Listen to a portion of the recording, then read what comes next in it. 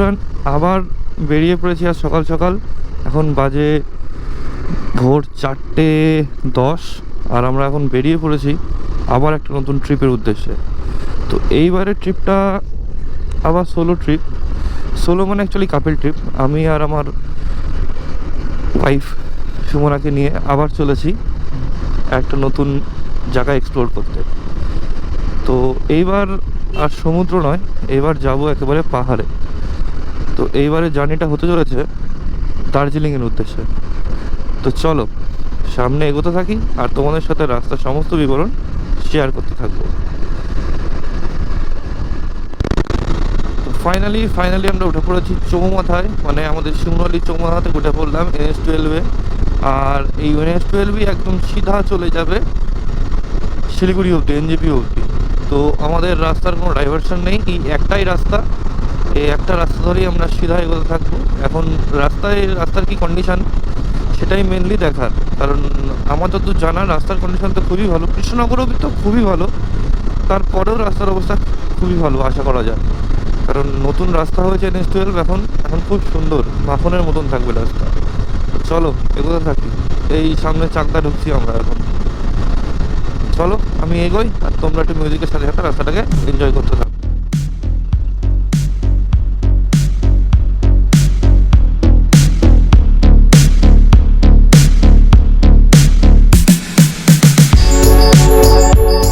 বাড়ির থেকে মোটামুটি 60-65-70 কিলোমিটার জার্নি করা হয়ে গেছে।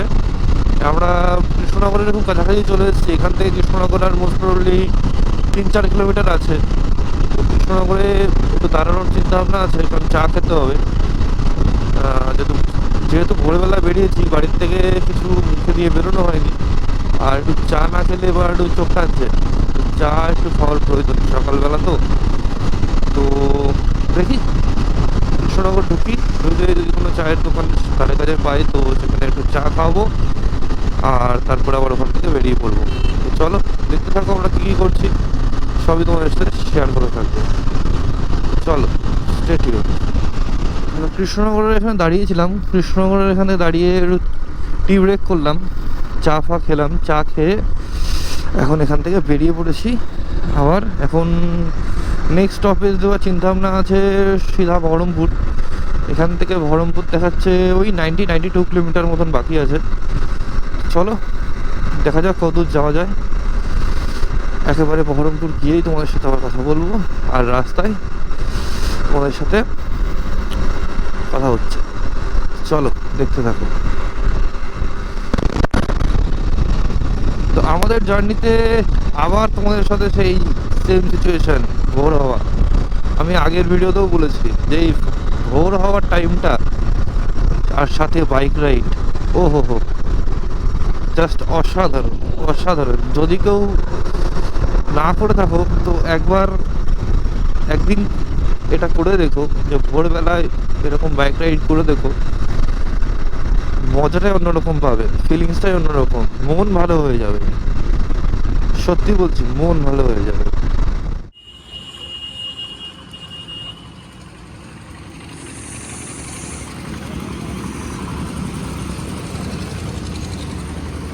আমার কথা কি বলতো, শিলিগুড়িতে স্টে করবো না।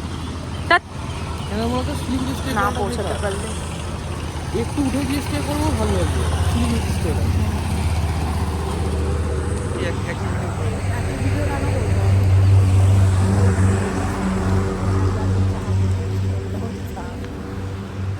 তো আমরা এখানে সেকেন্ড ব্রেক নিয়েছিলাম বেলডাঙাতে। তো এখন বেলডাঙা থেকে বেরিয়ে পড়লাম। বেলডাঙা থেকে বহরমপুর আর মোটামুটি 20 কিলোমিটার মতন রাস্তা। তো আমরা আর বহরমপুর দাঁড়াবো না, এরপরে বেলডাঙা থেকে সোজাসুজি বেরিয়ে আমরা বহরমপুর ক্রস করে যাব। ক্রস করে গিয়ে কোথাও একটা দাঁড়াবো, দাঁড়িয়ে ব্রেকফাস্ট করব। এখন ঘড়িতে সময় হয়েছে 7টা, মোটামুটি 8টা নাগাদ আমরা কোথাও একটা দাঁড়াবো, দাঁড়িয়ে ব্রেকফাস্ট করব। চলো এগোতে থাকি।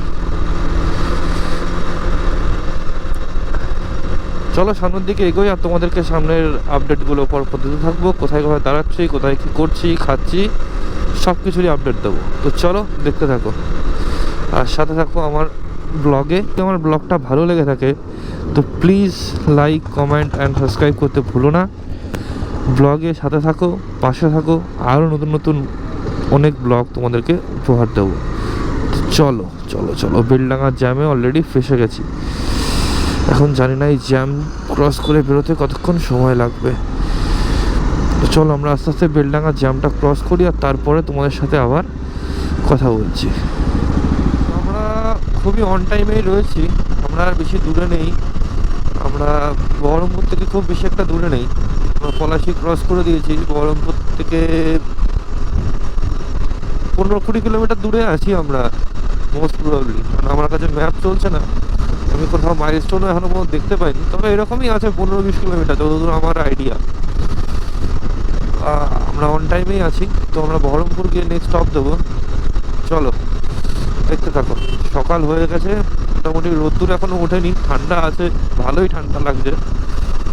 ভেতরে লাইনার ফাইনার সব পরে নিয়েছি, তারপরেও ঠান্ডাই লাগছে। ভালো সুন্দর ওয়েদার। তবে এখন জানি না দার্জিলিংয়ের ওয়েদার কি পাবো, সেটা তো ওখানে গেলেই তোমাদের সাথে শেয়ার করতে পারবো। চলো দেখতে থাকি। বহরমপুর 35 কিলোমিটার, আমি একটু ভুল বলেছি, 20-25 নয়, 35 কিলোমিটার বাকি আছে বহরমপুর। চলো চলো চলো এগোতে থাকি।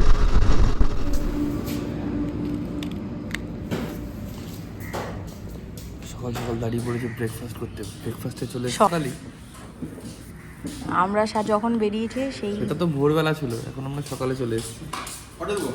আর দুটো দিয়ে দাও, আচ্ছা একটা দাও আপাতত, হ্যাঁ ঠান্ডা হয়ে যাবে। হ্যাঁ তখন গরম গরম রুটি, তড়কা, ডিমের অমলেট, ব্রেকফাস্ট। চল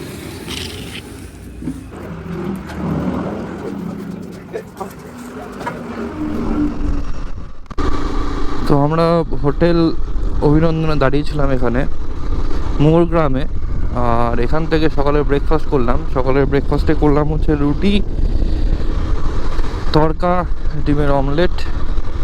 এই দিয়ে আমাদের সব নিয়ে টোটাল অলমোস্ট বিল হলো 90 টাকা। 90 টাকায় যথেষ্ট সুন্দর আমরা খাওয়া দাওয়া করলাম, আর খুব সুন্দর ছিল। তরকাটা খুবই সুন্দর রান্না করেছিল। তো খেয়ে দিয়ে এখন আমরা বেরিয়ে গেলাম। এখন আমাদের ডেস্টিনেশন ফারাক্কা। আমি ফারাক্কার উদ্দেশ্যে যাচ্ছি এখন, ফারাক্কা, তারপরে আমরা যাবো মালদা। তো চলো এগোতে থাকি আর তোমাদের সাথে শেয়ার করতে থাকি। এই চলে এসেছি আমাদের সামনে 3 নম্বর toll plaza, Baharampur Farakka toll plaza. তো চলো আমরা 3rd টোল প্লাজা বেরোচ্ছি। একদম একদম চলো।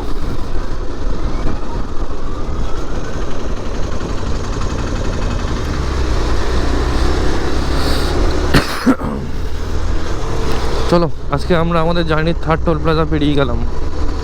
সামনের দিকে যাই, এখান থেকে ফারাক্কা 32 কিলোমিটার মতন বাকি। ফারাক্কা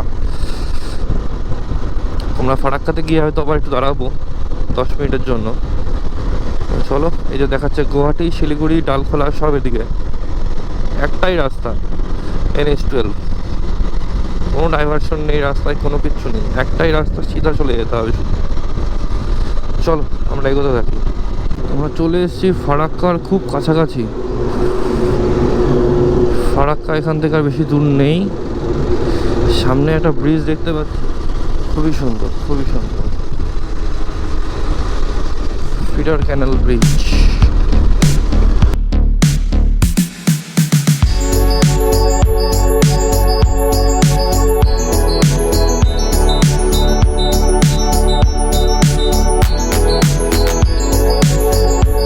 সামনের দিকে তো আমরা একদম চলে এসেছি কাছাকাছি, ফারাক্কা ড্যামের কাছাকাছি। এখন চল এখান দিয়ে আমরা চলে যাব ফারাক্কার উপর দিয়ে। আর আমি লাইফে ফার্স্ট টাইম নিজের বাইক নিয়ে এই এক্সপিরিয়েন্সটা করতে চলেছি, মানে জাস্ট ভাবা যায় না। আমি একটু টাইমিং মিস করে গেলাম, ট্রেনটা বেরিয়ে গেল, নাহলে আরও অসাধারণ লাগতো জায়গাটাকে। দেখো এই হলো ফারাক্কা ড্যাম, ট্রেনটা মিস করে গেলাম। এই হলো টোটাল ফারাক্কা ড্যাম, কি অপূর্ব সুন্দর। ও হো, শুধু এখান থেকে যে ট্রেনটা যাচ্ছিল না, আমি যদি আরেকটু আগে আসতাম এই ট্রেনের ভিউটা পেয়ে যেতাম। মিস করে গেলাম একটু, টাইমিংয়ে হালকা মিস।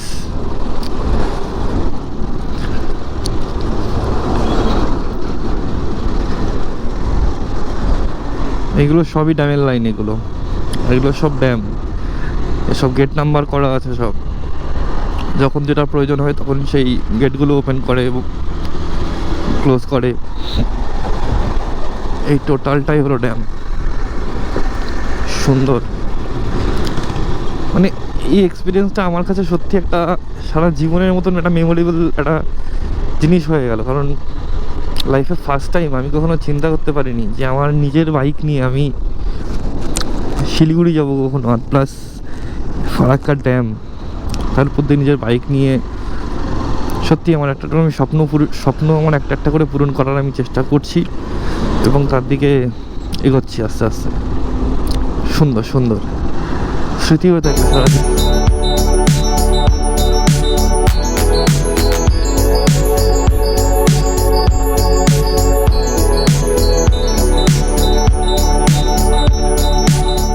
ফারাক্কা ড্যাম এন্ড হলো, আমরা এখন ফারাক্কা ড্যাম থেকে বেরিয়ে যাচ্ছি। আর এরপরে next stop most probably Malda. Malda এখান থেকে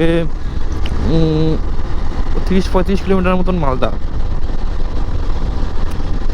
তো আশা করা যায় এখন মালদার থেকেই আমরা স্টপ দেবো, মালদা থেকেই আবার একটু দাঁড়াবো, তারপরে ছোটো ছোটো করে ভেঙে ভেঙে আমরা এগোবো।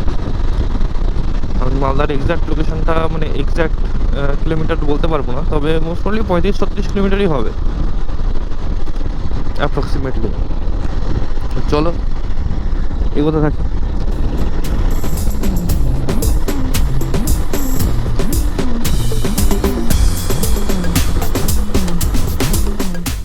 আমরা পৌঁছে গেছি এখন কালিয়াচক বাজার।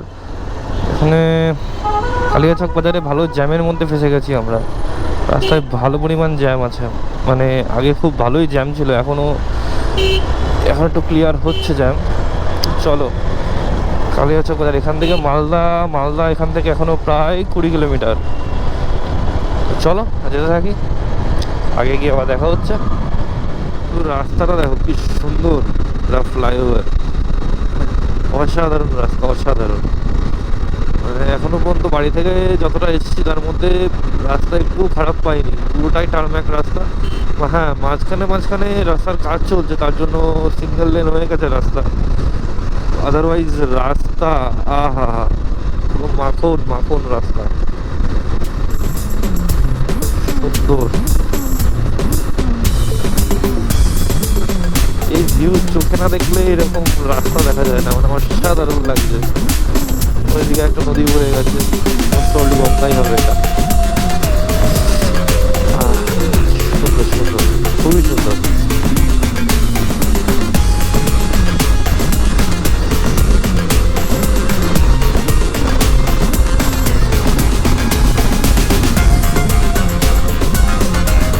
জীবন্ত বন্ধু যা দেখা যাচ্ছে শুধু রাস্তাটা তো একবার দেখা যাচ্ছে গিয়ে উপর দিকে উঠে গেছে, অসাধারণ। ওহো কি লাগছে। চলো জোর রাখি, আর তোমরা মিউজিকের সাথে সাথে এই রাস্তাটা একটুখানি উপভোগ করে চলো।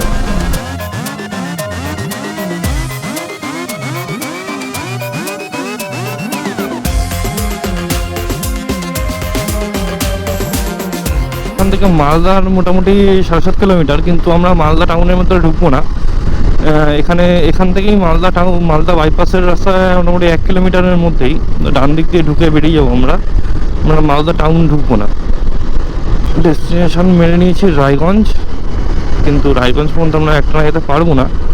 আমরা মালদা থেকে মোটামুটি এখানে বাইপাস নেওয়ার পরে আমরা কোথাও একটা দাঁড়িয়ে যাব। চলো এগোতে থাকি। তো আমরা এখন রায়গঞ্জ থেকে মোটামুটি 20-22 কিলোমিটার আগে রয়েছি। গাড়ির ফিউল কমে গেছিলো, গাড়ির ফিউল আপ করিয়ে নিলাম, ফুল ট্যাঙ্ক করিয়ে নিয়েছি গাড়ি। এখন আর কোনো চিন্তা নেই, এখন নিশ্চিন্তে আবার চলতে পারবো। তো আমাদের এখন নেক্সট প্ল্যান রায়গঞ্জ ঢুকবো। মোটামুটি 20-22 কিলোমিটার রাস্তা যেতে আমার নিয়ার অ্যাবাউট 30 থেকে 35 মিনিট সময় লাগবে। তো রায়গঞ্জে ঢুকে টাইমও হয়ে গেছে, মোটামুটি 1টা বাজতে যায় প্রায়, হ্যাঁ 1টা 5 বাজে। তো রায়গঞ্জ ঢুকেই আমরা খাওয়া দাওয়া করবো। তো চলো রায়গঞ্জ ঢুকে তোমার সাথে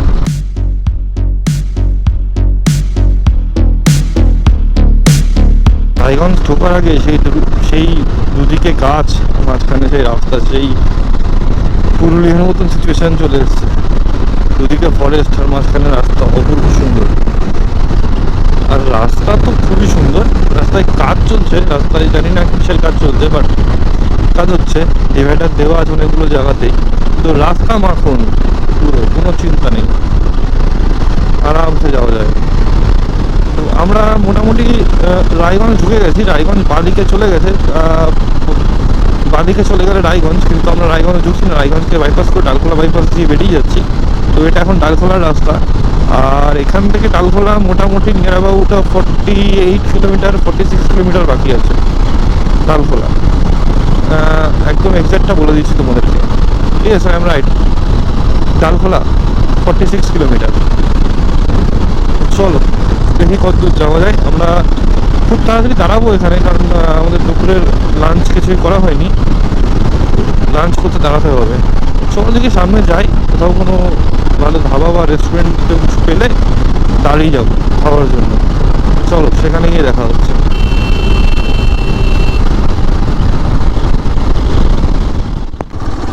তো আমরা মোটামুটি ডালখোলা থেকে এখন 17-18 কিলোমিটার দূরে আছি। তো লাঞ্চ করার জন্য ঢুকছি, একটা হোটেল দেখেছি রাস্তায়, তো গাড়িটা ঘুরিয়ে নিয়ে আমি আবার আসলাম। হোটেলের নাম হচ্ছে তিরুপতি বালাজি হোটেল। দেখা যাক এখানে কি খাবার দাবার পাওয়া যায়, চলো তোমার সাথে শেয়ার করব। চলো, হলো হোটেল। ওই দেখো বসে আছে।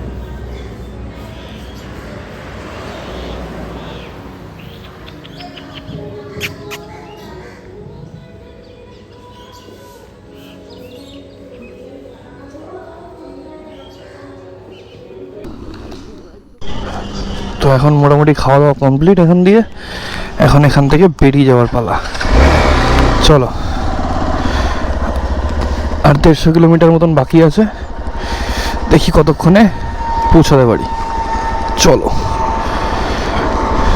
হয়েছে, রেডি, চলো।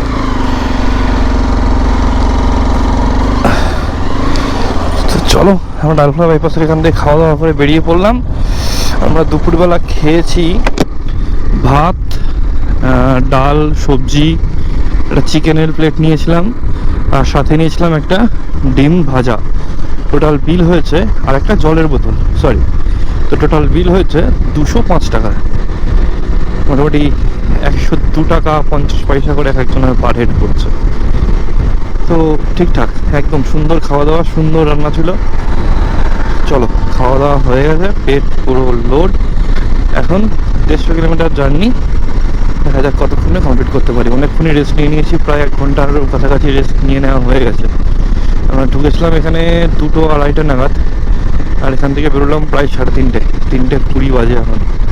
তো চলো আমরা এগোতে থাকি, আর তোমরা ব্লগটা এনজয় করতে থাকো। আর কিষানগঞ্জ 1 কিলোমিটার, শিলিগুড়ি 117। ওকে, তার মানে আমরা এখন কিষানগঞ্জের উপরে আছি। তো অনেকক্ষণ ধরে খারাপ রাস্তায় সার্ভাইভ করার পরে আবার মনে হচ্ছে টারম্যাক রোডে এসে পড়েছি। তাছাড়া দেখে মনে হচ্ছে একটু নতুন হয়েছে, কারণ দাগ ফাগগুলো যেগুলো চালা রয়েছে, হোয়াইট লাইন, একদম নতুন, মনে হচ্ছে আজকালের মধ্যে কিনেছে। তো দেখা যাক, আমি জানি না কি অবস্থা হবে রাস্তার, তবে এই জায়গাটা দেখে মনে হচ্ছে সামনে রাস্তা ভালোই হবে। আশা করি আর খারাপ রাস্তা পাবো না, বলা যায় না, কারণ যে রাস্তায় আসছিলাম সেটাও এটা এত সুন্দরই ছিল, এরকম টারম্যাক রাস্তায় ছিল, কিন্তু হঠাৎ করে এরকম ভাঙাচোরা পেয়ে গেলাম। তো চলো দেখতে থাকি আগে কি হয়।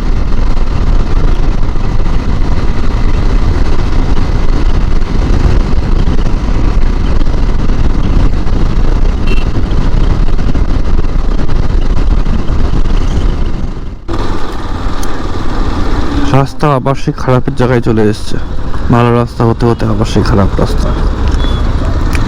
রাস্তাটা খুবই ব্যতিরিক হয়ে যাচ্ছে মাঝে মধ্যে, পুরোপুরি ভাঙা, গর্ত, চাতা একেবারে। আবারও মনে হচ্ছে টার্মেকে পড়েছি এসে, তাই না, চোরাটাপ্তি মারা রাস্তায় সব।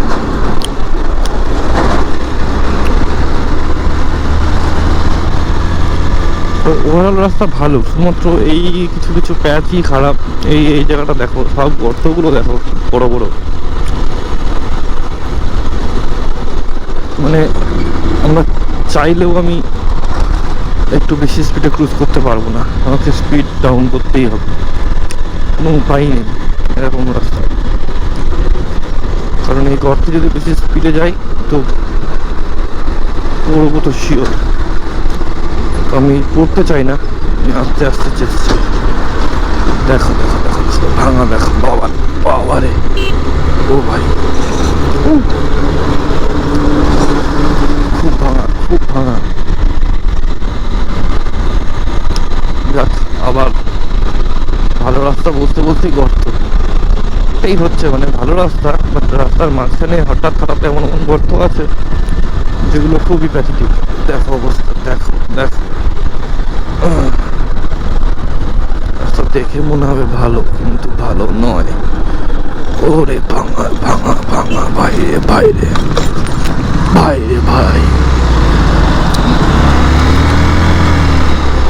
জঘন্য, তার মধ্যে বড় বড় বাম্পার।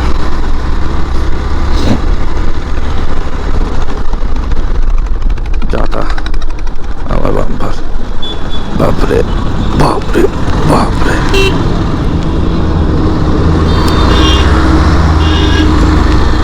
চলো আমরা ভাঙাচোরা পেরিয়ে সামনের দিকে এগোই, তারপর আবার তোমাদের সাথে কানেক্ট করছি।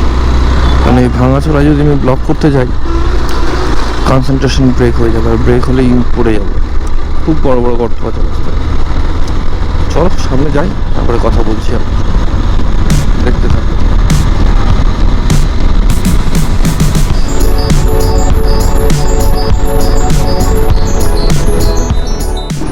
তো আমরা এখন ইসলামপুর বাইপাসে চলে এসেছি।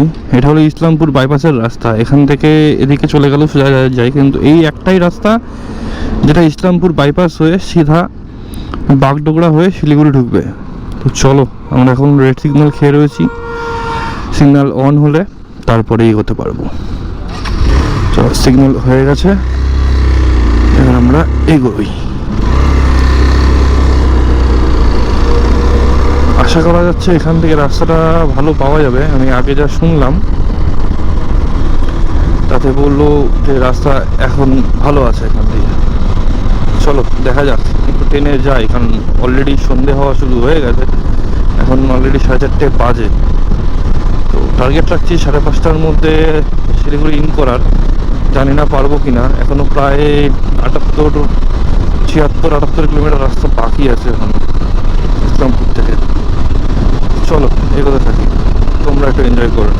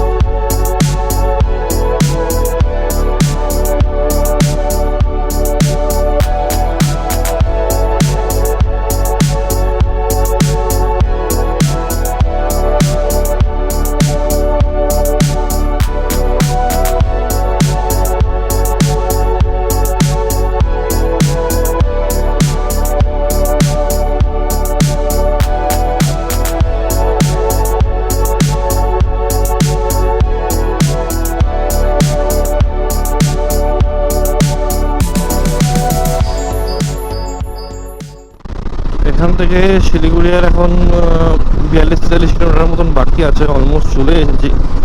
তার মধ্যে একটা যেটা সব থেকে বড় সমস্যা একটা দেখা দিয়েছে, সেটা হচ্ছে সুমনার আর বুঝতে পারছে না, পা হাত পা খুব যন্ত্রণা করছে ওর। কারণ বসা অভ্যাস না থাকলে যা হয়, এতক্ষণ বসা একদমই অভ্যাস নেই ওর, কিন্তু তাও যে এতক্ষণ ধরে বসে এক কন্টিনিউ এমভাবে চলে আসছে, এর জন্য অনেক ধন্যবাদ। কিন্তু এখন সত্যিই যন্ত্রণা করছে, পারছে না। তো দেখা যাক কোথাও ঢুকতে পারি, যদি তাও না ঢুকতে পারি, শিলিগুড়ি যদি খুবই অস্বস্তির মধ্যে পড়তে হয় বা অসুবিধার মধ্যে পড়তে হয়, তাহলে আমাকে তার আগেই কোথাও একটা হোটেলের ব্যবস্থা করতে হবে আর সেখানে ঢুকে যেতে হবে। এছাড়া আমার কাছে কোনো অপশান নেই। তো দেখা যাক, চলো যেতে থাকি, দেখি কোথায় কতদূর কী করতে পারি। শিলিগুড়িতে ঢুকতে না ঢুকতেই এখনো ঢুকতেও পারিনি, এখন আমরা বাগডোগরা ঢুকতে পারিনি, কিন্তু তার আগেই সব দুদিকে চা বাগান শুরু হয়ে গেছে। সুন্দর সুন্দর সারি সারি চা বাগান দু সাইডে, এটা যে কি সুন্দর লাগছে, মানে চোখে না দেখলে এটা কল্পনা করা যাবে না। কিন্তু আমার একটু চাপ হয়ে গেছে, কারণ ওনার সত্যিই শরীরটা ভালো লাগছে না, আর ও আর পারছে না। তো চা বাগানগুলো আমরা কালকে আবার এক্সপ্লোর করবো, এখানে না অন্য জায়গায়। তো এখন আমার কাছে এখন একটাই মোটামুটি যতটাই করা যায়, এটা সেফ জায়গায় হোটেলে ঢোকা, এটাই এখন আমার মেন মোটো হয়ে দাঁড়িয়েছে আমার কাছে। কারণ ও পেছনে যেভাবে বসে আছে আমি দেখে বুঝতে পারছি, মানে ফিলস নিতে পারছি আমি, পারছে না। তো দেখি আমি কত ঢুকতে পারি, চলো।